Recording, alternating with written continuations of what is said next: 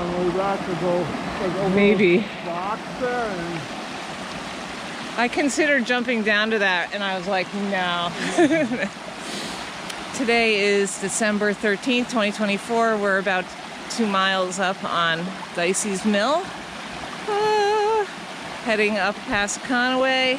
This is the water crossing. That log felt very slippery to me. it was very slippery with that spike, I'll tell you that. I put my foot on it, it's just ice. It is just ice. Yeah. I know. All right. Successful crossing. I don't know. Where did those other people... They must have come across up there, huh? All right. So we just put our spikes on. We're going to keep them on for now. It's kind of crusty. Oh, look, there's an arrow right there showing you the trail. Yeah. All right, so we're just heading up for Passaconaway today. Blue skies, cold temps, lowish winds, hopefully. We're up at the intersection with the Rollins Trail. Yeah. So if you go this way, it takes you to Whiteface. It's like 2.5 miles, I think, over to Whiteface, isn't it? It's pretty far. It's way farther than you think it should be. Feels like forever. But there's been no tracks on that since the rainstorm. We came up this way, and I think there's 2 people ahead of us. It looked like that's a snowshoe track there. I don't know. Yeah, it looks like someone beelined it straight to the sun. So, Skip the switchbacks. we're still wearing spikes. At least one person is wearing spikes ahead of us. The other person went back and forth, maybe a couple times. I don't know. Got a little blowdown happening here. But overall, down low, the trail was in pretty good shape. But I kind of expect more blowdowns above us. So we're going to go up here. There's going to be another split pretty close that goes out to the Walden Trail. Is it the Walden Trail there? I think they say loop, west loop or something. I don't know. In any case, I don't expect that to be broken. And we're just going to go straight up the Passaconaway. Do you want to go out to the view? I think we have to today. Okay, so we're going to really go out. nice I agree. I'm down for it. So As much as I don't want to do the extra work. I know. It's a nice view, though. And we hardly ever go out because we tend to do these on not very good days. We'll probably get to Also, wear snowshoes too. We probably will.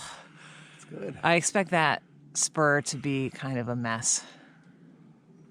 Last time we did it, We had I think we were breaking trail and it was like nobody had been out all winter. It was really bad. But, all right. So this is, I think, 6/10 to the summit from here. Oh, there's no stopping us now. Yep. It can be quite icy up here, especially as you near the top. So we'll see how it goes. But, I mean, all I have are spikes and snowshoes. I don't have anything more aggressive, so it is what it is. There's lots of trees. ice axe. I don't have an ice axe. I do have an ice axe. I don't have it with me. Bring it. No. All right. Are we ready? Yes. We are up at the viewpoint that is right before the Passaconaway summit, and it usually has a view out to Franconia Ridge, among other things. And it's kind of snowy out in the distance. The presidentials are socked in. We were going to go over to the viewpoint, but it doesn't look promising. So I think we have decided not to do that. I mean, that doesn't look nice.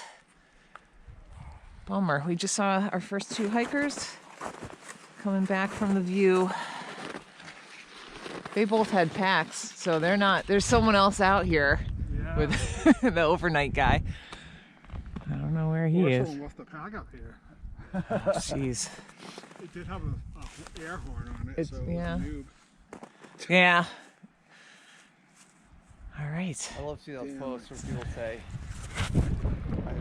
We're out at the view at the top of the Walden Trail. So there's Chocorua right there. And it's still, look at that. Socked in. Presidentials are socked in. We just met the 3rd person out here.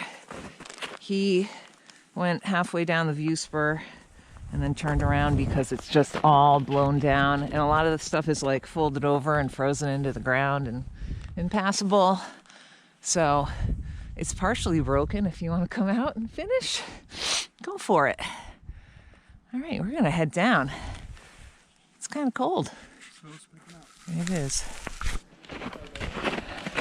We are heading down, and on Dicey's Mill. We're probably a mile and a half from the car now.